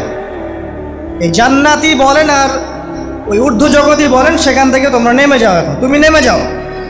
ফামা ইয়াকুনু লাকা আন তাতাকাব্বারা ফিহা, এখানে দাঁড়িয়ে তুমি অহংকার করবে এই অধিকার তোমাকে দেয়া হয় নাই। সোজা কথায় আল্লাহ পাক বলছেন এখানে দাঁড়িয়ে তুমি অহংকার করবে এই অধিকার তোমাকে দেয়া হয়নি। আল্লাহ পাক অহংকারীকে পছন্দ করেন না। অহংকারীদেরকে আল্লাহ পাক কিয়ামতের মাঠে পিঁপড়ার মতো উঠাবেন। তাদের আকৃতি মানুষের সমানও হবে না, ছোট ছোট কালো পিঁপড়ার মতো হবে, এবং অন্ধকার ওদেরকে ঢেকে নিবে। তো আমাদের মনে যাদের অহংকার আছে, আল্লাহর রাস্তায় অহংকার ছেড়ে দেই। অহংকার ইলমেরও থাকতে পারে। একজনের অনেক বড় ইলমি ডিগ্রির সার্টিফিকেট আছে, অমুক ফারেক, তমুক ফারেক, অমুক মুহাদ্দিস, অমুক মুফাসসির, ডাবল ডিগ্রি, এটারও অহংকার থাকতে পারে। ঠিক আছে। আবার অনেকের টাকা পয়সার অহংকার থাকে, অনেকের ক্ষমতার অহংকার থাকে, আবার এখনকার মেয়েদের সৌন্দর্যের অহংকার থাকে, থাকে না? এক এক মানুষের এক একটা অহংকার। অহংকারের ডেফিনেশনটা কি? একজন সাহাবী নবী সাল্লাল্লাহু আলাইহি ওয়াসাল্লামকে বলছেন, ইয়া রাসূলুল্লাহ, আমি পছন্দ করি আমার গায়ের পোশাকটা সুন্দর হোক, আমার জুতা সুন্দর হোক, ঠিক আছে, আমার সুগন্ধি ভালো হোক, দামি হোক। এটা কি অহংকারের পরিচয়? নবী সাল্লাল্লাহু আলাইহি ওয়াসাল্লাম বলছেন না, এটা অহংকারের পরিচয় নয়। বড় অহংকারের পরিচয় হচ্ছে অন্য মানুষকে তুচ্ছ তাচ্ছিল্য করা, এক, আর দুই হচ্ছে সত্যকে প্রত্যাখ্যান করা। একটা লুত, একটা হচ্ছে বানু ইসরাঈল। ঠিক আছে। নবী সাল্লাল্লাহু আলাইহি ওয়াসাল্লাম যখন নবী হলেন, তখন তিনি সমস্ত অশ্লীলতার শেকড়টাকে উপরে ফেলে দিলেন। সভ্যতার ইতিহাস থেকে শুরু করে আমরা যত জাতির ধ্বংস দেখছি, এই ধ্বংসগুলো শিরকের কারণে হয়েছে, কুফরির কারণে হয়েছে, অবাধ্যতার কারণে হয়েছে। মাত্র কয়েকটা জাতির ক্ষেত্রে অশ্লীলতা, বেহায়াপনা, আপনার ফাহেসা কাজ, এগুলোর রিজন দেখানো হয়েছে। তো এ থেকে একটা বিষয় প্রমাণ করা যায়, এই কথাটা ভালো করে বোঝেন। এ থেকে একটা বিষয় প্রমাণ করা যায় যে যত সভ্যতা ধ্বংস হয়ে গেছে, ওই সভ্যতার মানুষরা আর যাই করুক না কেন, তাদের পোশাক আশাক ঠিকঠাক ছিল। কথা বুঝতে পারছেন না? যত সভ্যতা ধ্বংস হয়ে গেছে, আদ, সামুদ, নূহ, ফেরাউন, ঠিক আছে, যত সভ্যতা ধ্বংস হয়ে গেছে, তাদের আর যত পাপী থাক, হয়তো কেউ অহংকারী ছিল, কেউ কুফরি করেছে, কেউ শিরিক করেছে, হ্যাঁ, কেউ সন্তানদেরকে হত্যা করেছে, কেউ মানুষ হত্যা করেছে, কেউ জুলুম করেছে, কেউ অহংকার করেছে ইত্যাদি, কিন্তু তাদের পোশাক আশাক শতাব্দীর পর শতাব্দী ঠিকঠাকই ছিল। এইটা নিয়ে আল্লাহ পাক কোরআনে খুব বেশি কথা বলেন না। তার মানে বোঝা যায় যে এটা রিমার্কেবল কোনো কথা বলার বিষয় ছিল না, আল্লাহ পাক বলেন। অর্থাৎ যুগ যুগ ধরে মানুষের শালীনতার পোশাকটা ঠিকই ছিল, কারণ মানুষ জানতো যে তাদের পিতামাতাকে তাদের পিতামাতাকে ইবলিস নগ্ন করে দিয়েছিল জান্নাতে। এই কথাটা মানুষের মাথার মধ্যে ছিলই, এবং বিভিন্ন ধর্মগ্রন্থে এটার অস্তিত্ব আছে। আপনি শুধু ইসলাম না, অন্য যে কোনো ধর্মগ্রন্থ ঘাটেন, হিন্দু ধর্মগ্রন্থ ঘাটেন, সেখানে দেখবেন বলা হচ্ছে যেন মেয়েরা পর্দায় থাকে। দেখেন, পরে দেখেন বেদের মধ্যে এটা আছে, আমি গতকালকেও স্টাডি করছি। এবং খ্রিস্টান ধর্মগ্রন্থ পড়েন, সেখানে দেখবেন লেখা আছে, ওদের যে নিউ টেস্টামেন্টে আছে, দেখবেন যে যারা মাথার চুল দেখিয়ে বেড়ায় তাদের শাস্তির কথা বলা হয় যে চুল যেন কেটে দেয়া হয়, ওদের ধর্মগ্রন্থে আছে। যারা জিউস, যারা পুরো বিশ্ব মুসলিমদেরকে অত্যাচার করে থাকে, এদের ধর্মগ্রন্থেও পর্যন্ত আছে যে যখন ইসহাক আসছিলেন, একজন নারী জিজ্ঞাসা করলেন কে আসছেন, তার ভৃত্য বললেন যে আমার প্রভু আসছেন। তখন তিনি নেমে নিজে একটা ঢিলাঢালা পোশাক পরলেন, তারপর সামনে গেলেন। শুধুমাত্র ইসলাম ধর্মে নয়, যত ধর্ম চলে গেছে পৃথিবীতে, সমস্ত ধর্মের মধ্যেই নারীদের শালীন পোশাকের কথাটা বর্ণিত আছে এখন পর্যন্ত। তার মানে যারা এখন অশালীন বিষয়ের দিকে মানুষকে ধাবিত করতে চায়, এদের আসলে কোনো ধর্ম নাই। ধর্মের সাথে এদের কোনো সম্পর্ক আসলে নাই। আর আমরা কিন্তু কথা বলছি ধর্মের বেসিসে, হোক সেটা হিন্দুইজম বা খ্রিস্টানিজম বা জিউডিজম বা ইসলাম, আমরা ধর্মের বেইজে কথা বলছি। এখন আমরা এর বেসিসে দেখবো কোনটা ঠিক কোনটা বেঠিক, তাই না? কোনটা সত্য কোনটা মিথ্যা, কোনটা ন্যায় কোনটাও নয়, তখন আমরা এর বেসিসে দেখব, অন্য কোনো ভিত্তির বেসিসে দেখব না। এখানে চেতনা, যুগ যুগ ধরে চলে আসে সংস্কৃতি, আমাদের বাপদাদা দোহাই, এইসব ইস্যু টানা যাবে না।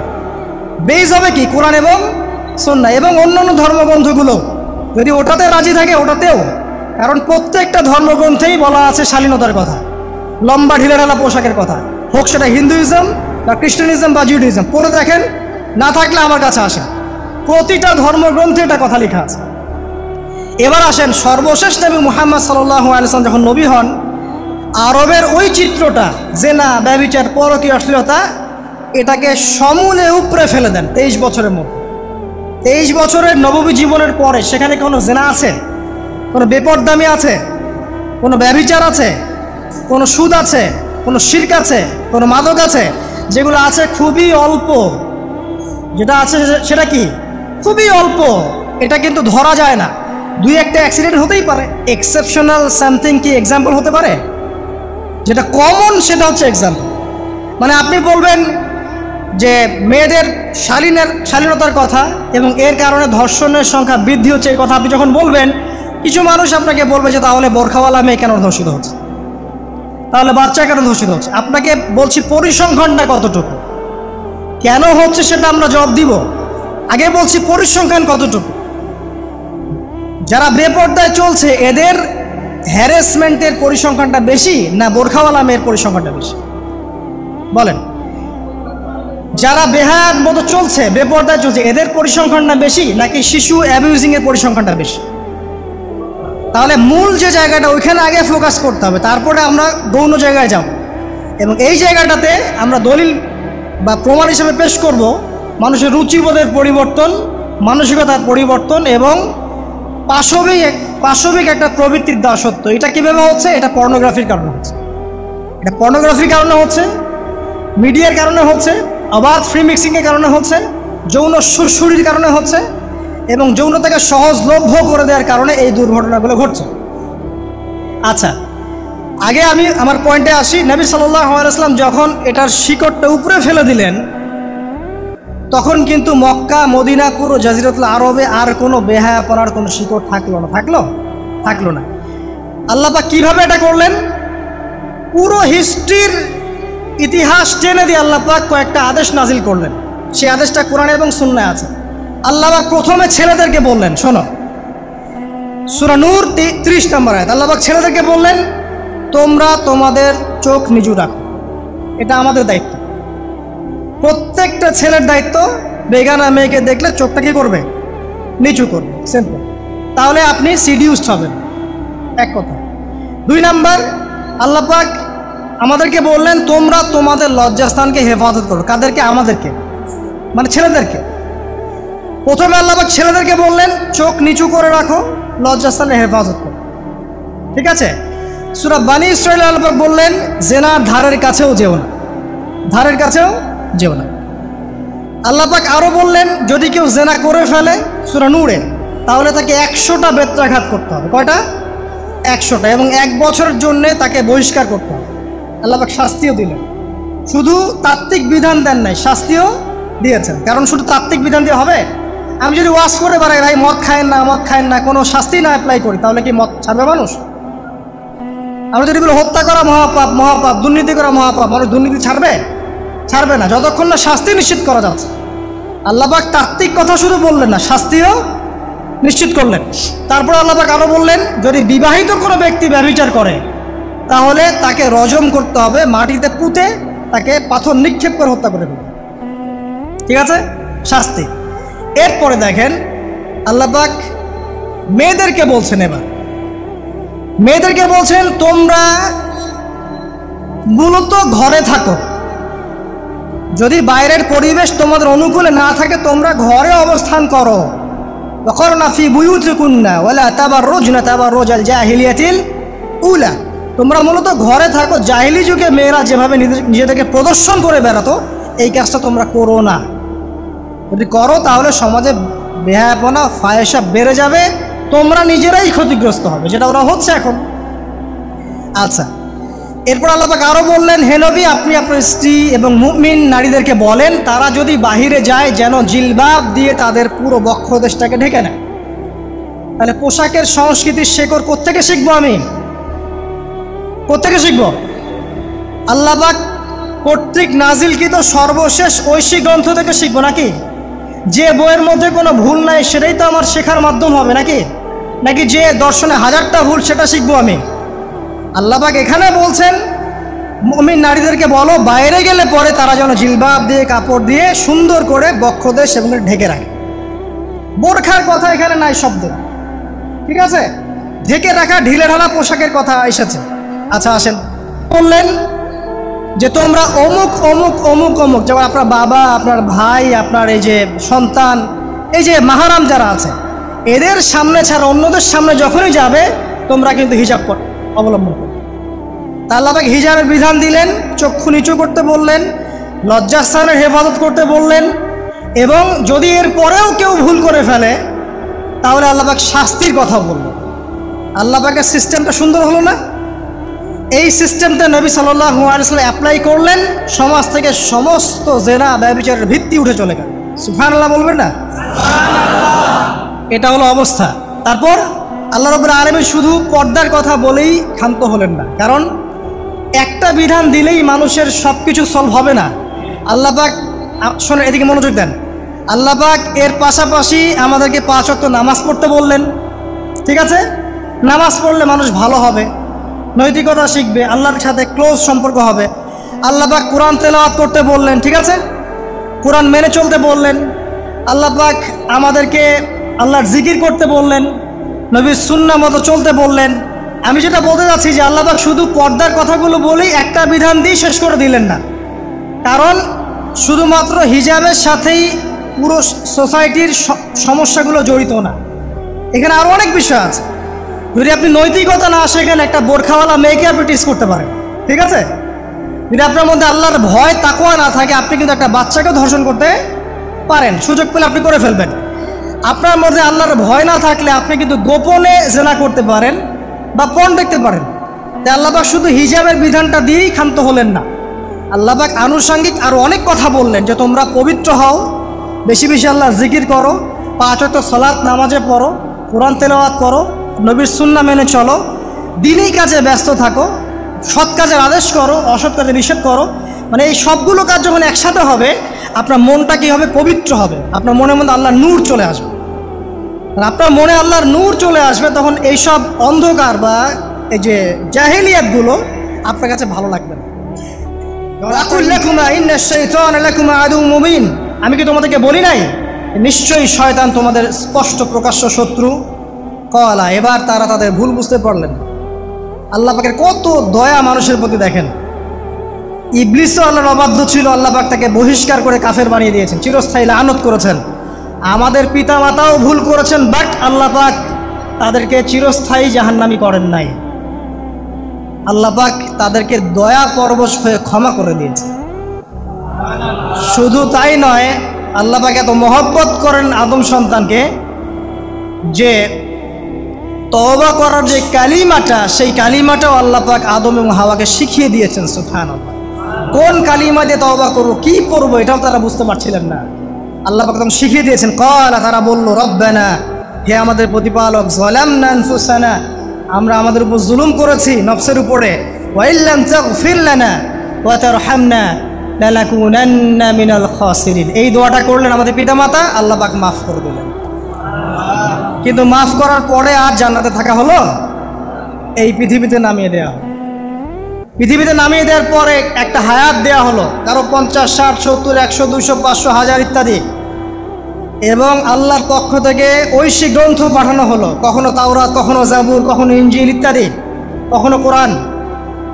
শর্ত দেয়া হলো, যারা আল্লাহ পাকের এই ঐশী গ্রন্থগুলো মেনে চলবে, তারা ইনশাআল্লাহ আবার মৃত্যুর পর সেই জান্নাতে ফিরে যাবে যেখান থেকে তারা বহিষ্কৃত হয়েছে। আর যে বা যারাই আল্লাহ পাকের এই আয়াত, নিদর্শন এবং ঐশী গ্রন্থগুলোকে অস্বীকার করবে, এটাকে মিথ্যা প্রতিপন্ন করবে, আল্লাহ পাক এদের সবাইকে দিয়ে জাহান্নাম পূর্ণ করবে ইনশাআল্লাহ তাআলা। আল্লাহ পাক এটাও বলেছেন যে আল্লাহ পাক ওয়ালাকাদ যারানা লি জাহান্নামা কাসীরাম মিনাল জিন্নি ওয়াল ইনস, আল্লাহ পাক বহু মানুষ আর জিনকে দিয়ে জাহান্নাম পূর্ণ করবেন। আর এই দুই জাতিকে পাঠানো হয়েছিল পৃথিবীতে শুধু আল্লাহর ইবাদত করার জন্য। ওয়ামা খালাকতুল জিন্না ওয়াল ইনসা ইল্লা লিয়াবুদুন, এরা সেটা করে নাই। এই কারণে আল্লাহ পাক হাদিসের মধ্যে জানিয়েছেন প্রতি 1000-999 জন মানুষকে আল্লাহ পাক জাহান্নামে পাঠিয়ে দেবেন। তবে বেশিরভাগ জান্নাতি হবে এই উম্মত মুহাম্মাদের মধ্যে। এবার শোনেন,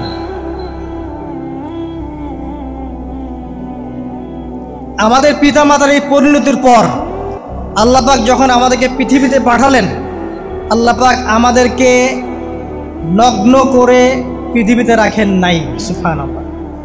আল্লাহ পাক আসমান থেকে লিবাস পাঠিয়েছেন। এই যে সমাজ বিজ্ঞানের বইগুলোতে লেখা আছে না, মানুষ আগে নগ্ন ছিল, গাছের ছালপাতা পরে থাকতো, তারপরে বন্যপ্রাণী শিকার করতো, গুহায় গুহায় থাকতো।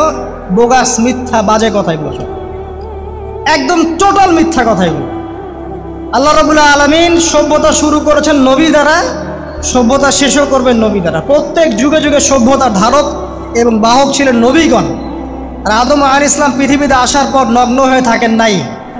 আল্লাহ পাক আসমান থেকে লেবাস পাঠিয়েছিলেন। সুবহানাল্লাহ। আল্লাহ পাক আমাদেরকে নগ্ন করে রাখেন নাই। এবার দেখেন আল্লাহ পাক কি বলছেন, ইয়া বানি আদম, হে বনু আদম। কাদেরকে বলছেন? আমাদেরকে।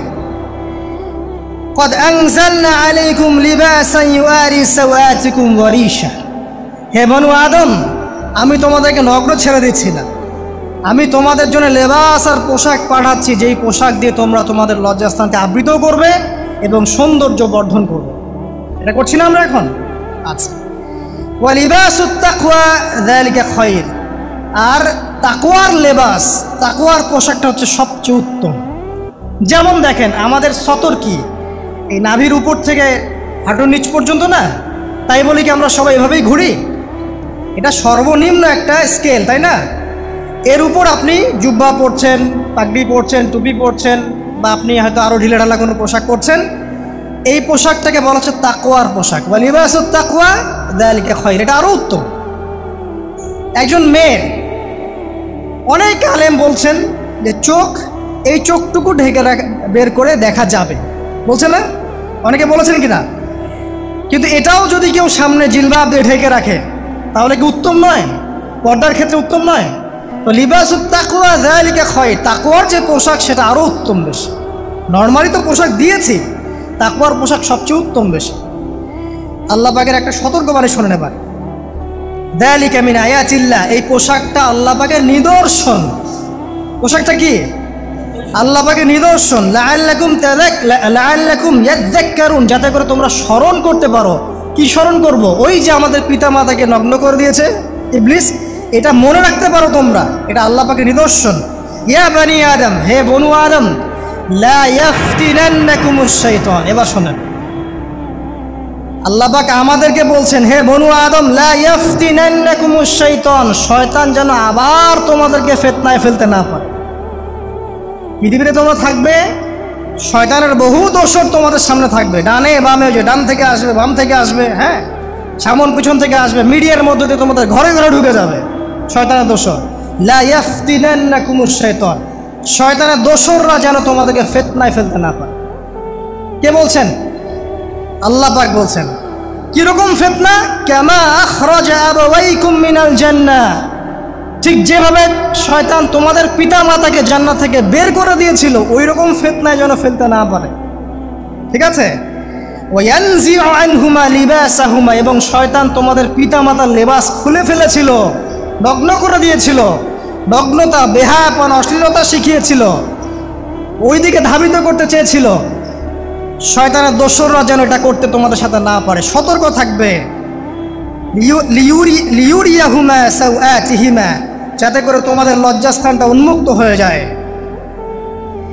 ইন্নাহু ইয়ারাকুম, নিশ্চয় শয়তান তোমাদের সবাইকে দেখতে পায়। হুয়া ওয়া কাবিলুহু, সে এবং তার পুরো কবিলার লোকজন। মিন হাইসু লা তারাউনাহুম, এমন জায়গা থেকে যে জায়গা তোমরা দেখতে পারো না। আর শয়তান এবং তার অনুসারী যারা আছে, মানুষ আর জিন, তারা তোমাদেরকে দেখতে পারে এমন জায়গা থেকে যা তোমরা দেখো না। আমরা যারা এই বিশ্বে আছি, আমরা সবাই এখন খেলার পুতুলের মতো খেলছি। যারা নিয়ন্ত্রণ করে বিশ্ব, এদেরকে কেউ দেখতে পারে না, এরা মানুষ শয়তান। কথা বুঝতে পারছেন? আর এমনি জিন শয়তান যারা আছে, এদেরকে তো আমরা দেখতে পারি না, অনেক দূর থেকে তারা আমাদেরকে দেখতে পারে। আল্লাহ পাক সতর্ক করছেন এটা। ইন্না জাআলনা আশ-শায়াতিনা আউলিয়া লিল্লাযিনা লা ইউমিনুন, শোনেন, নিশ্চয়ই যারা আমার প্রতি ঈমান আনে না বা আমার অবাধ্য হয়, আমার আদেশ মানে না, তাদের সাথে আমি শয়তানকে বন্ধু বানিয়ে দিয়েছি। এবার বুঝলেন কেন বললাম এরা মানুষ শয়তান? বিকজ এদেরকে আল্লাহ পাক শয়তানের বন্ধু বানিয়ে দিয়েছেন, এটা শয়তানের বন্ধু। অন্য সূরায় আছে, শয়তান, জিন শয়তান মানুষ শয়তানকে ওহী করে। জিন শয়তান মানুষ শয়তানের মাথায় এইসব বুদ্ধি ঢালে, শয়তানি বুদ্ধিগুলো শয়তান মানুষের মাথায় ঢালে। মানে মানুষ মাথাটা আগে সে রিড করেছে কাকে কোন দিক দিয়ে রিসিভ করা যাবে। ঠিক আছে? আচ্ছা, এরপরে আরো আল্লাহ পাক বলছেন, ওয়াইযা ফাআলু ফাহিশাতান, তারা যখন কোনো ফাহেশা কাজ করে, নোংরা বেহায়ার মতো কাজ করে, ক্বালু, তারা বলে, ওয়াজাদনা আলাইহি আবানা, এরকম করেই আমরা আমাদের পিতা মাতাদেরকে পেয়েছি। মানে যুগ যুগ ধরে এই সংস্কৃতি চলে আসছে, নগ্নতার সংস্কৃতি, বলে না? কথা বুঝতে পারছেন না? এই কথাই তারা বলে, যেটা কোরআনে আছে। আল্লাহ পাক বলছেন, ক্বালু ওয়াজাদনা আলাইহি আবানা, তারা বলে আমাদের পিতৃপুরুষদেরকে আমরা 1000 বছর থেকে দেখেছি এইভাবেই ড্রেস আপ করতে, এমনি ব্লাউজ ছাড়া শাড়ি পরতে দেখেছি আমরা, এমনি দেখেছি পেট বের করে চলতে, এমনি দেখেছি এই শর্ট কামিজ পরে চলতে, নগ্ন হয়ে চলতে। এখন তো বিকিনি সংস্কৃতি আসে এবং এটার মুভমেন্ট চলছে, মানে মানুষের দেহ থেকে কাপড় খুলে ফেলার মুভমেন্ট, আন্দোলন শুরু হচ্ছে। ঠিক আছে? এবং দোহাই হচ্ছে আমরা 1000 বছর থেকে এমনিই চলছে। এই যে আল্লাহ পাক বলছেন,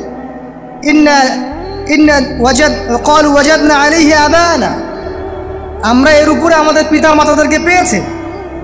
ওয়াল্লাহু আমারানা বিহা, এরা আরো বলে আল্লাহ আমাদেরকে এই আদেশ করেছেন। নাউযুবিল্লাহ। আল্লাহ বলছেন, আল্লাহ পাকের আদেশ কি? কুল ইন্নাল্লাহা লা ইয়া'মুরু বিল ফাহশা, নিঃসন্দেহে আল্লাহ পাক কোনো ফাহেশা কাজের আদেশ করতেই পারেন না। পারেন? নিঃসন্দেহে আল্লাহ পাক কোনো ফাহেশা, বেলাল্লাপনা, বেহায়ার মতো কোনো আদেশ, বেহায়াপনার কোনো কাজের আদেশ করতে পারেন না। আতাকুলুনা আলাল্লাহি মা লা তা'লামুন, তোমরা কি আল্লাহ সম্পর্কে এমন কথা বলছো যেই কথা তোমরা জানো না? এই পর্যন্ত থাক, এবার আসেন বাস্তবতায় আসেন। এতটুকু যে আমরা হিস্ট্রির সূচনার কথাগুলো বললাম, এখানে আপনারা কিন্তু প্রথম একটা দলিল পেলেন মানুষের দেহ থেকে পোশাক খুলে ফেলা। এরপর আমি পুরো কোরআনটা ঘাটার চেষ্টা করেছি, আদম আলাইহিস সালাম থেকে শুরু করে মুহাম্মদ সাল্লাল্লাহু আলাইহি ওয়াসাল্লাম পর্যন্ত হাজার হাজার শতাব্দী চলে গেছে, তাই নাই? হাজার হাজার বছর চলে গেছে, বহু জাতি এসেছে, বহু জাতি চলেও গেছে। আমরা কি প্রথম জাতি নাকি? এর আগে কত জাতি পৃথিবীতে এসেছে, চলেও গেছে, গেছে না? আচ্ছা, কোরআন ঘেটে ঘেটে ক্লান্ত হয়ে যাওয়ার পর আমরা এমন কোনো জাতি পাচ্ছি না যাদের কথা আল্লাহ পাক বলেছেন যে আমি তাদেরকে ধ্বংস করেছি অশ্লীলতার কারণে বা এই আপনার বেলাল্লাপনার কারণে বা ফাহেসা কাজের কারণে। সরাসরি এই একটা কারণ দেখে আল্লাহ পাক কোনো কওমকে ধ্বংস করেছেন খুব রেয়ার, খুঁজে পাওয়া যাচ্ছে না। শুধু 3টা জায়গা বের করতে পেরেছি। কটা জায়গা? 3টা। 1 নাম্বার দেখেন, আদম আলাইহিস সালাম পরে নূহ আলাইহিস সালাম না, এই জাতিটাকে আল্লাহ পাক ধ্বংস করেছেন না? এই ধ্বংসটাকে আল্লাহ পাক এই বেপরদামির কারণে করেছেন, অশ্লীলতার কারণে করেছেন, পোশাকের অপসংস্কৃতির কারণে করেছেন? করেন না, শিরকের কারণে করেছেন। কি কারণে? শিরক। আল্লাহ পাক সবাইকে ডুবিয়ে মেরেছেন, কিন্তু ওরা যে নগ্ন পোশাক পরে রাস্তাঘাটে চলাফেরা করতো এই কথাটা কিন্তু আল্লাহ পাক বলেন।